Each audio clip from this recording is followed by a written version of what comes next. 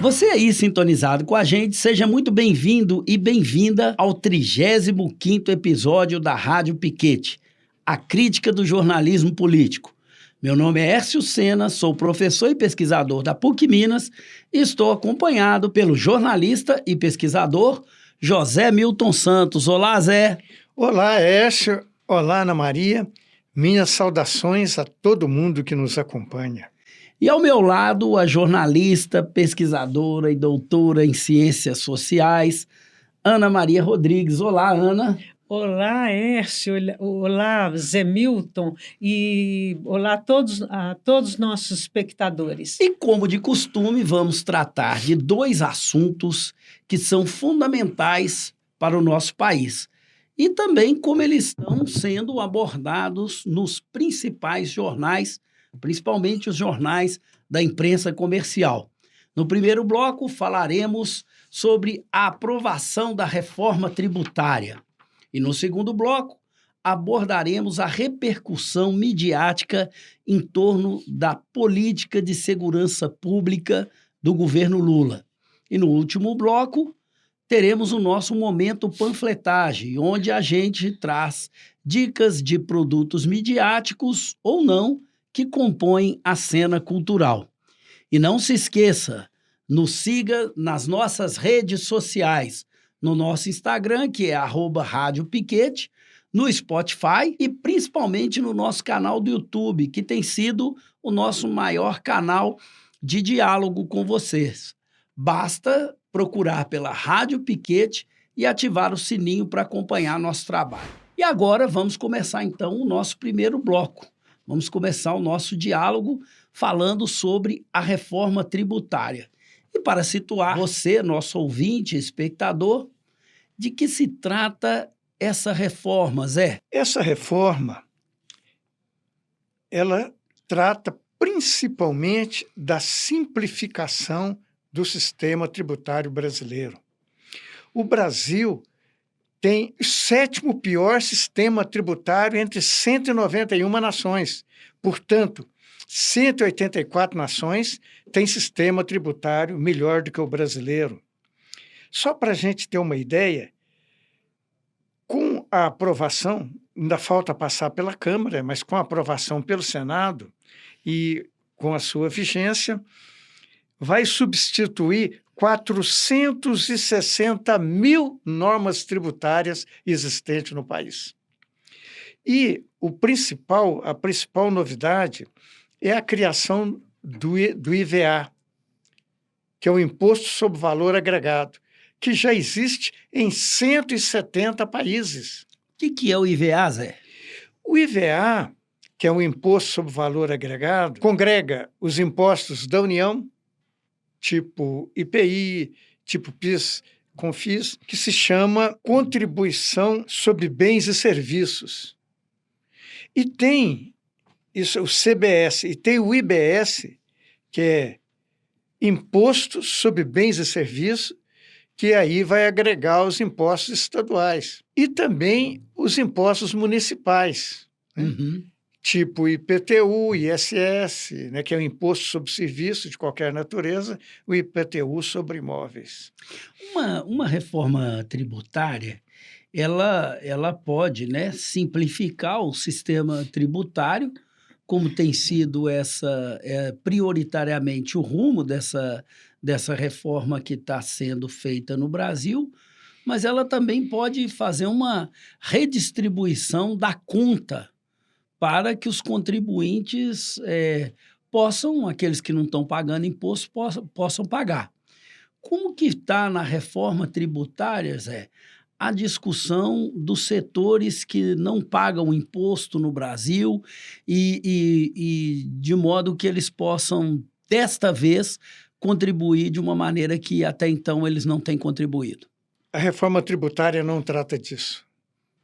Ela não trata da distribuição tributária. Ela trata da agregação de impostos já existentes. É uma simplificação muito grande, mas para a quase totalidade da população, isso não afeta em nada. Isso afeta as administrações da União, estados e municípios, e também para a vida das empresas, na medida em que algumas empresas chegam a gastar 15% da sua despesa para cuidar de questões tributárias. Sim. E qual a relação entre a reforma tributária e o déficit das contas públicas? Existe, então, alguma relação nesse sentido, na medida em que está simplificando o modelo de reforma, mas assim está possibilitando também que haja um aumento dessa arrecadação para que possa haver mais investimento do Estado na vida das pessoas? Infelizmente, não. O projeto do governo, que na verdade já tinha projetos lá tramitando há mais de 30 anos, mas o projeto que foi aprovado é o projeto do governo. Ele teve algumas emendas na Câmara, foi para o Senado, e na Câmara e no Senado, no total, foi aprovado 205 emendas, ampliando isenções fiscais, então, portanto, diminuindo a arrecadação. Essas emendas são chamadas de jabutis. É uma expressão que o senador Vitorino Freire do Maranhão usava, né? Jabuti não sobe em árvore. Se o jabuti está na árvore, é porque alguém colocou ele lá. Ana, diante disso, como você vê esse empenho do governo com essa simplificação, mas sem necessariamente melhorar aquilo que tem sido importante para ele, que é a arrecadação, para que ele possa continuar as políticas públicas que tanto marcam a expressão e o governo Lula, por exemplo?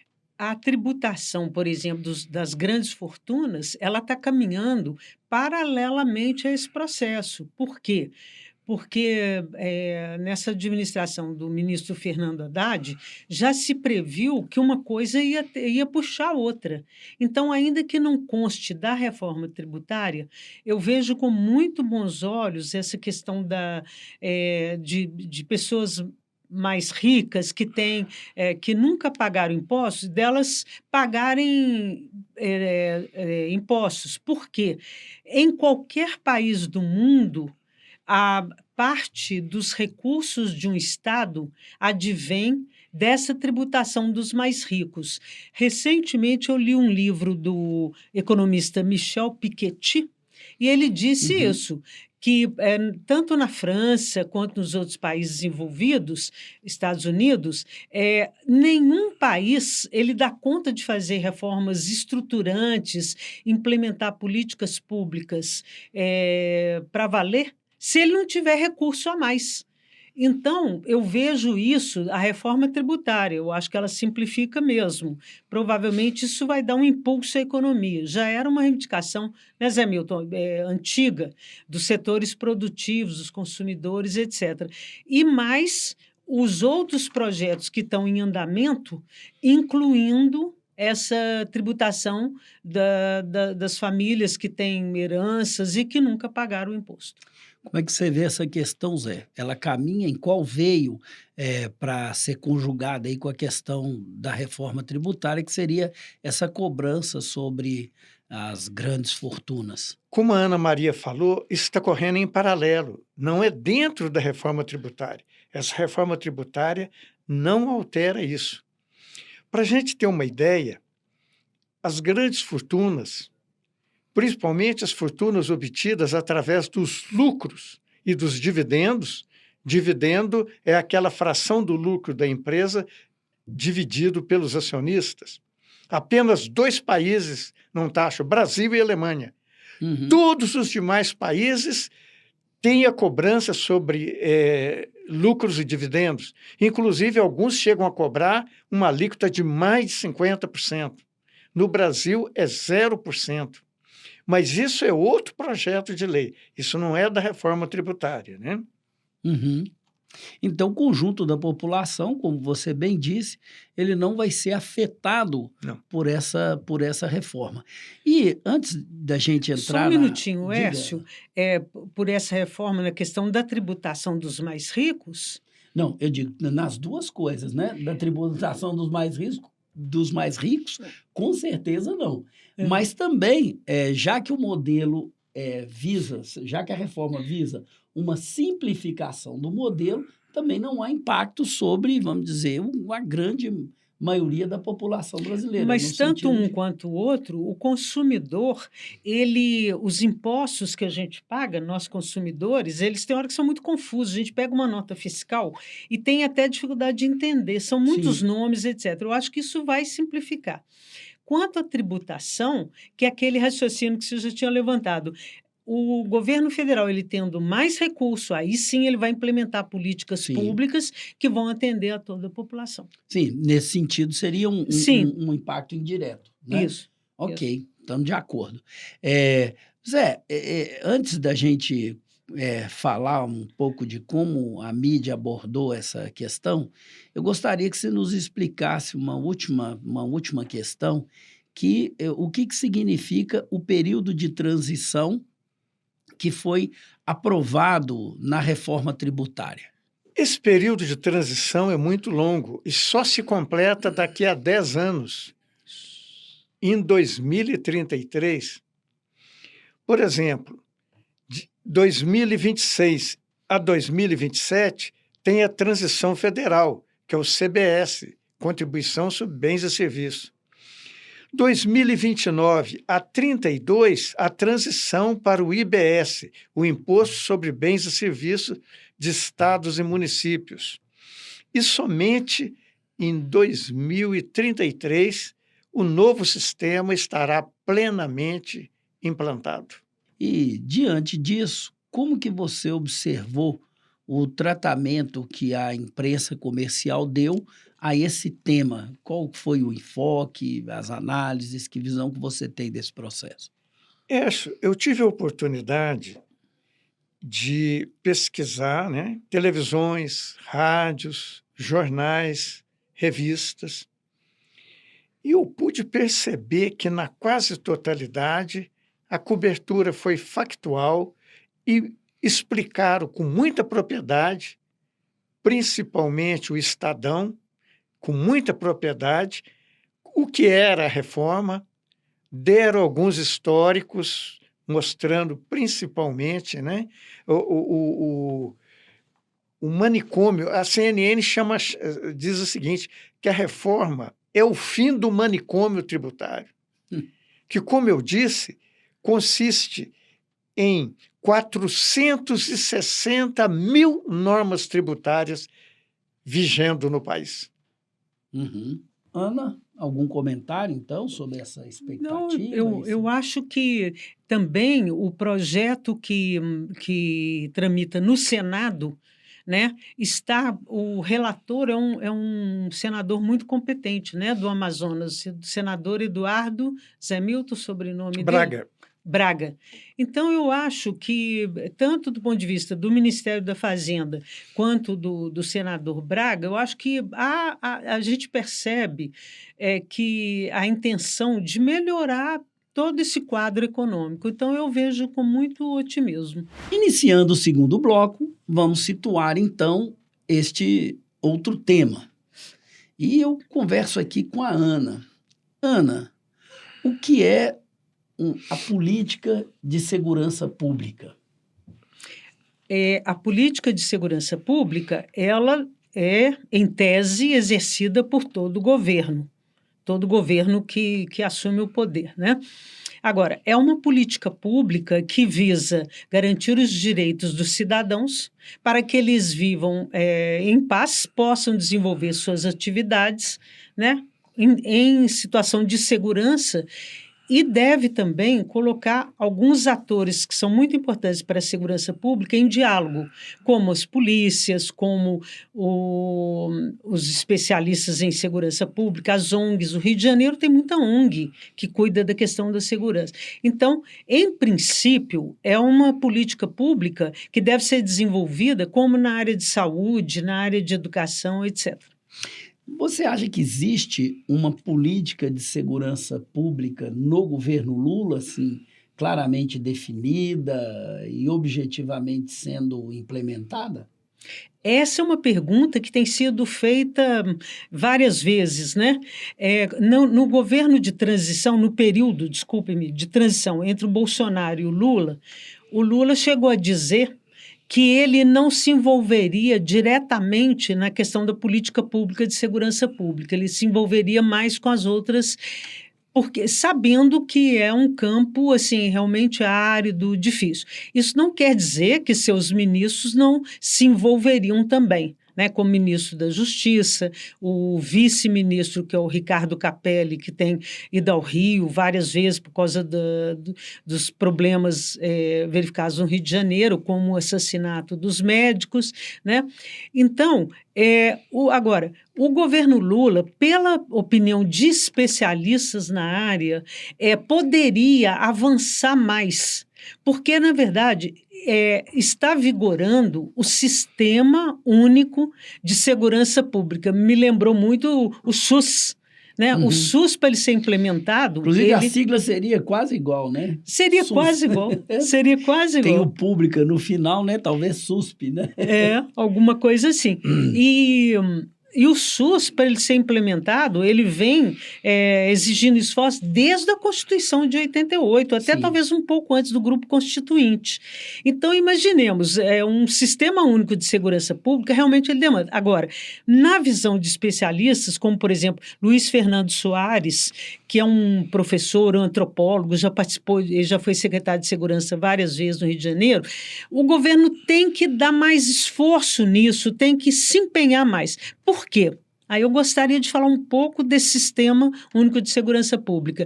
Ele, na verdade, ele advém de uma lei de 2018, segundo semestre do governo Michel Temer.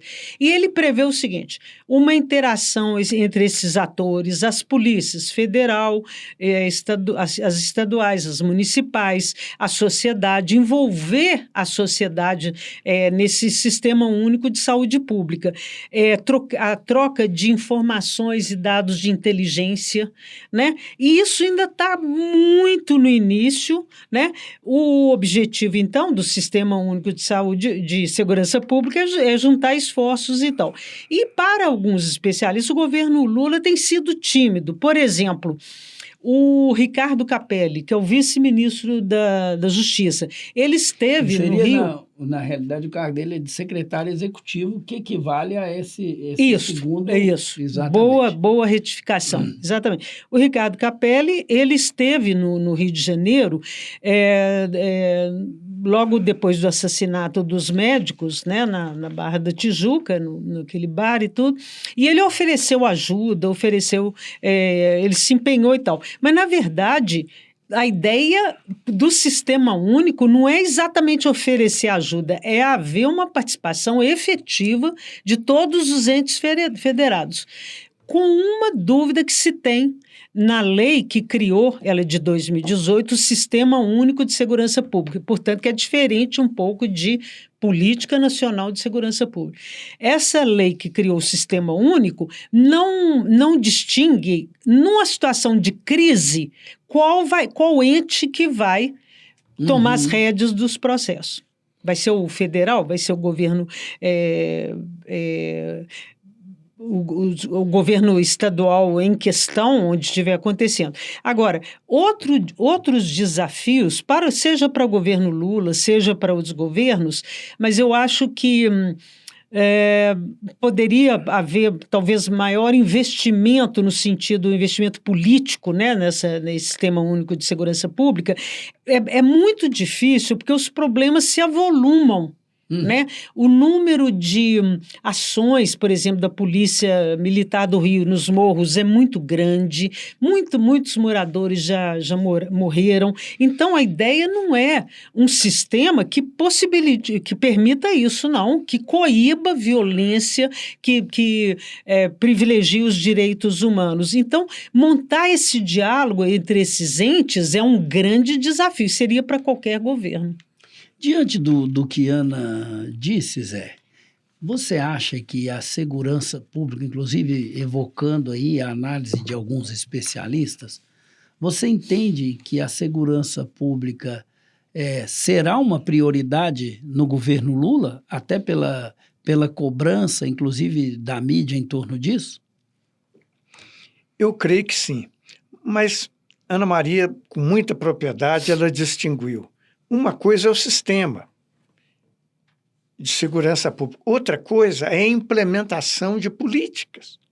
Evidentemente, tem que ser através desse sistema. Aí entra uma questão que, por exemplo, levantada pelo ex-secretário de Segurança Pública do Rio, Hélio Luz.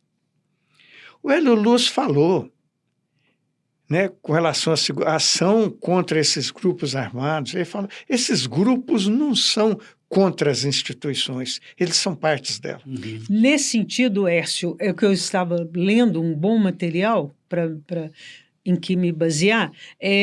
Há casos de comandantes militares que têm ligação com o crime organizado. Uhum. Então, esse Sistema Único de Segurança Pública ele teria que incluir também um saneamento das polícias estaduais. E melhoria. Qual é o papel dos estados nessas políticas de segurança pública? O papel é fundamental, incluindo melhoria dos salários, melhores treinamentos para os policiais militares, treinamento em direitos humanos, inclusive, né? Melhorar também a situação deles. Então, é um trabalho, assim, hercúleo, na verdade, que tem que começar no governo, começar já está em andamento, né, desde 2018, mas ele ter continuidade.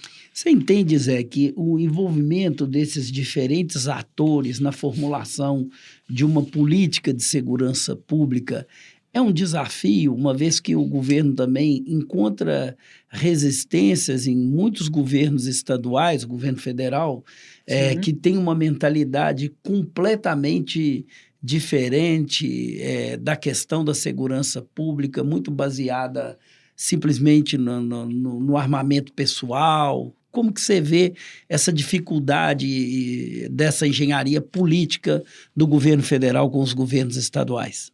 Acho esse é um problema complexo e essas relações são relações contraditórias. Contraditórias no sentido de que o Hegel falava, fazem parte de um mesmo processo, mas fluem em direção contrária. Conflitantes, né, Zé Milton? Conflitantes. Altamente conflitantes. Por exemplo, o governo, no caso do Rio de Janeiro, que foi, né, solicitado pelo governo do Estado a colaborar. E aí, sabiamente, o governo federal falou, nós entramos naquilo que é da nossa atribuição. Não vai fazer patrulhamento ostensivo, não vai para a periferia, vai cuidar do quê? Das rodovias federais, portos e aeroportos. E por falar nessas experiências que inclusive aconteceram no governo Michel Temer e até no governo Bolsonaro. A intervenção federal no Rio. Ana, fala para nós sobre essas experiências dessas políticas de segurança e como que elas estão sendo avaliadas hoje, um tempo depois que elas foram colocadas em prática. Por exemplo, eu vou retomar o período histórico, um pouco mais para trás. Em 2008, o governo estadual, me parece que foi do Sérgio Cabral, ele criou chamadas UPPs, Unidades de Polícia Pacificadora, para aproximar, num período foi uma beleza, para aproximar os militares das comunidades, principalmente as comunidades carentes no Rio de Janeiro. Depois a coisa levou outro rumo e, por exemplo, houve um assassinato bárbaro numa UPP que foi do pedreiro Amarildo. Uhum. E isso levantou o clamor em torno dos direitos humanos porque ele não havia constatação, a investigação ainda estava em andamento, ele foi torturado do lado de fora de uma UPP e morto. Então, essa foi uma experiência que acabou não surtindo efeito, embora ela tivesse uma proposta muito interessante, que é aproximar, porque essa UPP ela deveria também cuidar de temas como as necessidades dos moradores, o que eles estão precisando, etc., para encaminhar para as outras autoridades. Uma segunda experiência, que foi já em 2018, vamos falar assim, segunda, porque a gente não poderia falar em toda a experiência, foi a intervenção federal na segurança do Rio de Janeiro. O presidente Michel Temer ele decretou a intervenção no setor de segurança e nomeou o general Braga Neto, né?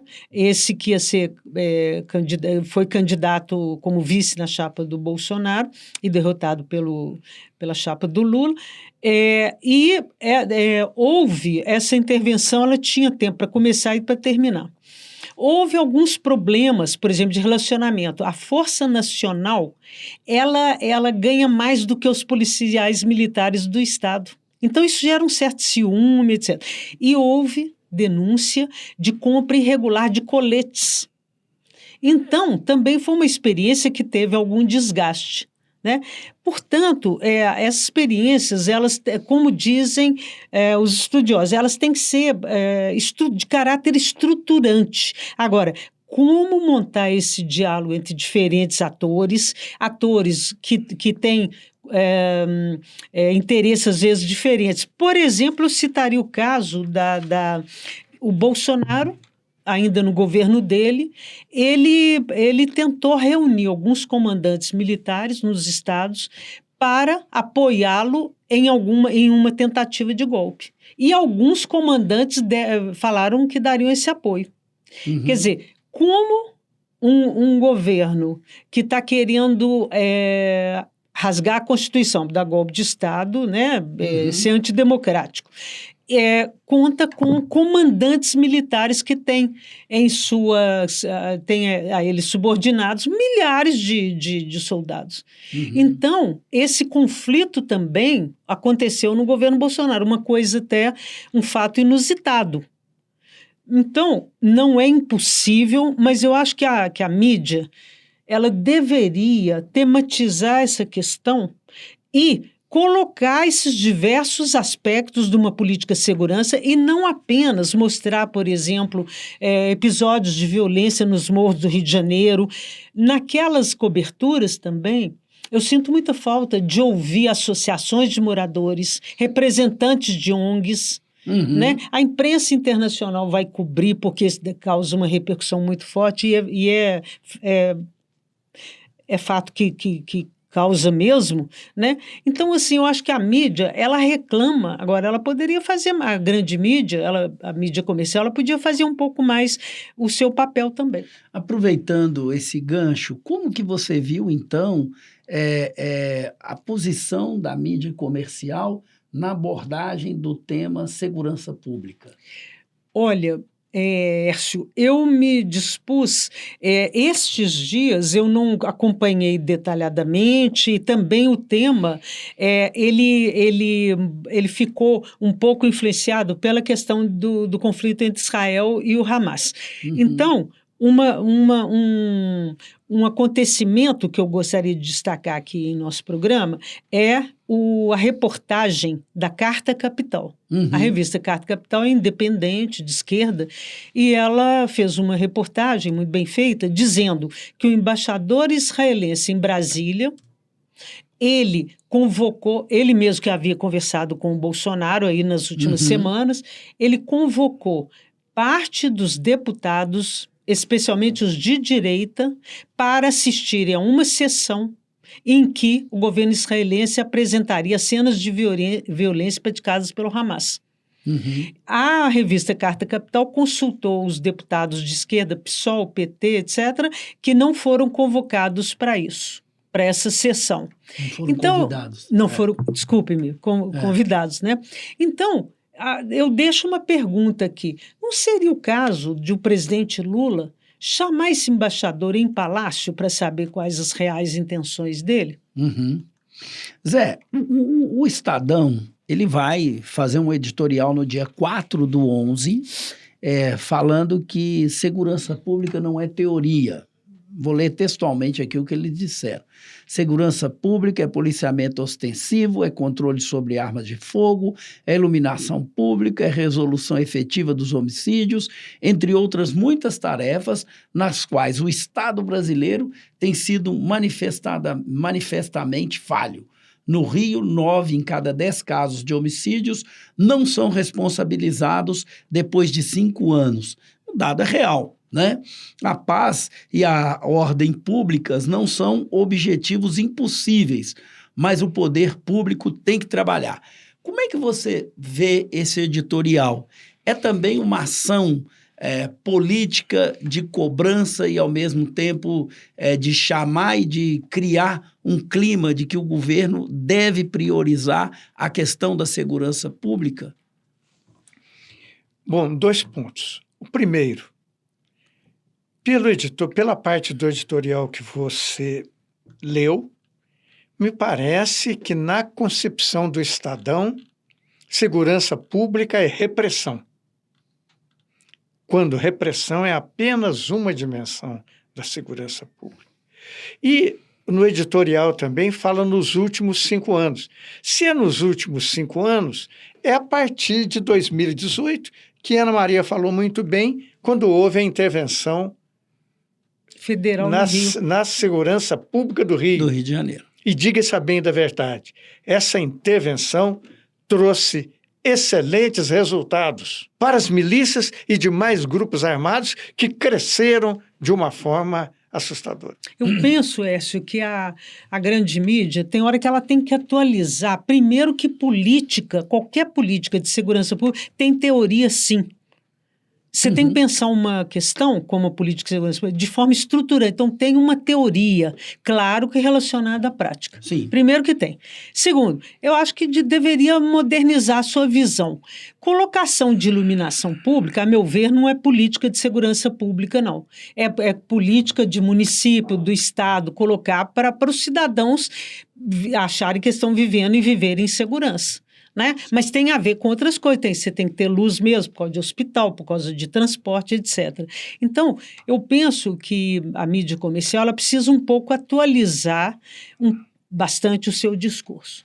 Falando ainda na política de segurança pública, a gente observou uma manipulação do jornal Estado de São Paulo no sentido de criar uma armadilha para o ministro Flávio Dino e houve um contraponto, né, de uma suposta denúncia que veio à tona no GGN com a advogada Janira Rocha, que é a ex-deputada do PSOL, que confirmou que foi ela a responsável por solicitar uma agenda junto ao governo federal, onde esteve presente Luciane Farias, esposa de um líder do Comando Vermelho em Manaus. Ela esteve presente nesses encontros. A Janira, que já foi deputada do PSOL, negou que essa mulher seja integrante da facção criminosa, ao contrário do que publicou o Estadão. E ela, inclusive, argumenta na própria entrevista que a reportagem do Estadão, atribuindo ao Flávio Dino ter recebido uma representante de facção criminosa, foi uma reportagem irresponsável e ela disse que o governo não respondeu isso à altura, inclusive que ele ficou muito na defensiva, tentando se explicar para o jornal. Isso alimentou uma série de fake news no submundo das notícias, das desinformações, que pretendem se apresentar como notícias, mas na realidade não são notícias, são desinformações. E a ex-deputada, né, Janira Rocha, ela ainda vai dizer o seguinte: olha, o ex-presidente Jair Bolsonaro, por exemplo, recebeu a mãe do Marcinho VP e a irmã de Fernandinho Beiramar numa reunião intermediada pelo Cabo Daciolo. Ou seja, é comum que essas autoridades recebam também representantes, né, dos direitos humanos, né, e foi o contexto em que essa reunião aconteceu. Nesse sentido, na oportunidade, os familiares dos presos pediram a flexibilização dos presídios após a remissão da pandemia. Ou seja, a autoridade tinha que receber aquelas pessoas, né? Então, nesse sentido, é curioso como que o governo, no governo Bolsonaro, o Estadão não se preocupou em transformar um episódio desse em notícia. A leitura que a advogada, ex-deputada do PSOL, tem é que isso só é notícia porque também querem colocar uma armadilha e desestabilizar a atuação do ministro Flávio Dino e sua equipe. Como é que você vê esse caso, Zé, especificamente? Esse caso é exemplar. Primeiro porque o Estadão encampou essa meia-verdade. Não chega a ser uma fake news total, mas é uma meia-verdade. Primeiro que o ministro Flávio Dino não se reuniu com a Luciane Farias. Uhum. Segundo, ela foi para uma reunião exatamente junto com a ex-deputada Janeira Rocha, mas como representante de uma entidade que defende direitos humanos dos encarcerados. Uhum. Então, ela não estava lá representando o tráfico. Ela estava lá representando uma entidade que, evidentemente, tem lá as suas reivindicações e como o tratamento aos encarcerados, aos apenados no Brasil é muito cruel, então é justo que haja entidade, que haja e que lute pelos direitos também dos apenados. E os vários nomes em que a Luciane Farias recebeu por essa mídia, né, como a dama do crime, a advogada Janira Rocha considera um absurdo, porque você também não pode dizer que todas as mulheres, todas as esposas de eventuais presos também são criminosas. Não é isso, Exatamente. Ana? Exatamente. Agora, alguns casos são comprovados, né?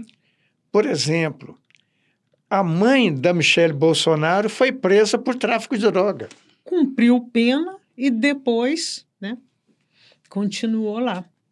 Enfim, se fôssemos fazer essas comparações mais grosseiras, teríamos que incluir todos os lados ideológicos, né? E na realidade não é esse uma receita de um bom jornalismo, né? Na realidade, você tem aí um objetivo claramente político de desestabilização de uma figura e política que tem uma capacidade grande do governo Lula, na minha opinião, é um dos maiores quadros desse governo, se não maior depois do próprio presidente Lula.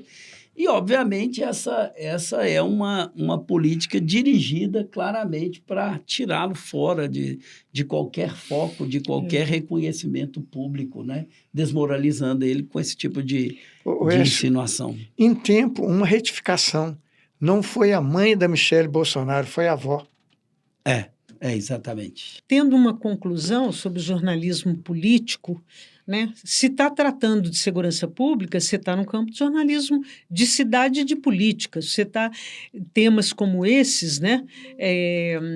Eu acho que a mídia ela tem que ter a grande responsabilidade de uma apuração correta. Então, não pode fazer ilações, tirar conclusões a partir das primeiras informações. E vamos, então, para o nosso momento panfletagem, né?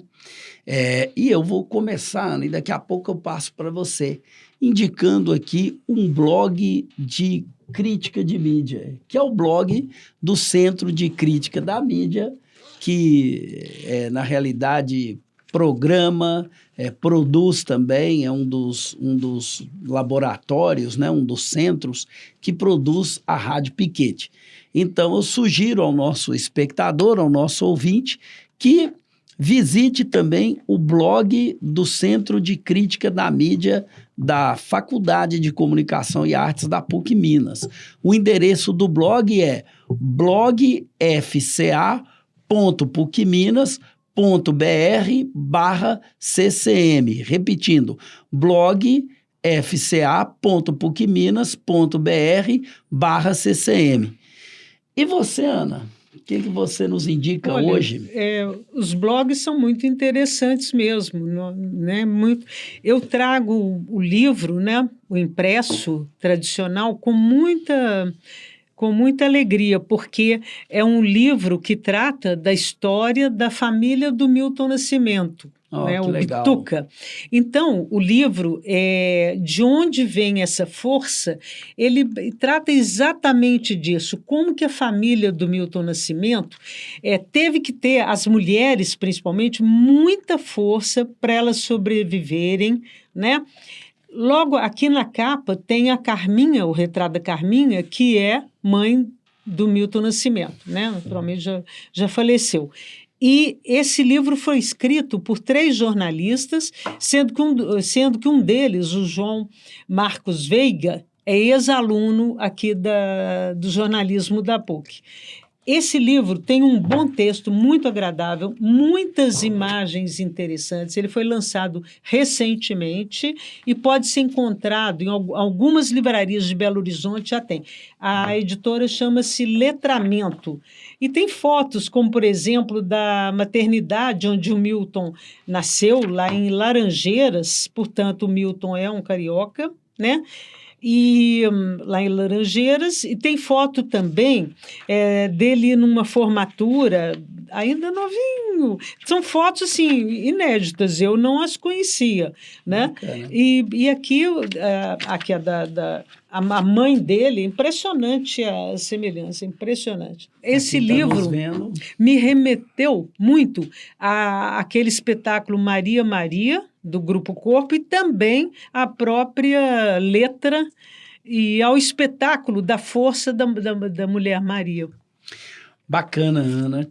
Agradeço aí você também a indicação, e a gente vai ficando por aqui com mais um episódio da Rádio Piquete, a crítica do jornalismo político.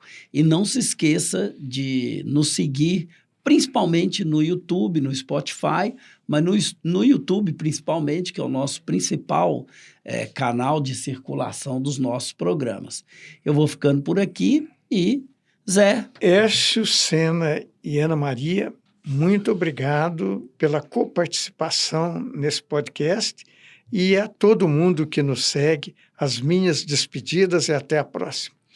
Ana? As minhas despedidas calorosas, e que a gente acompanhe o jornalismo político com muita atenção e se perguntando sempre, né? Um abraço a todos.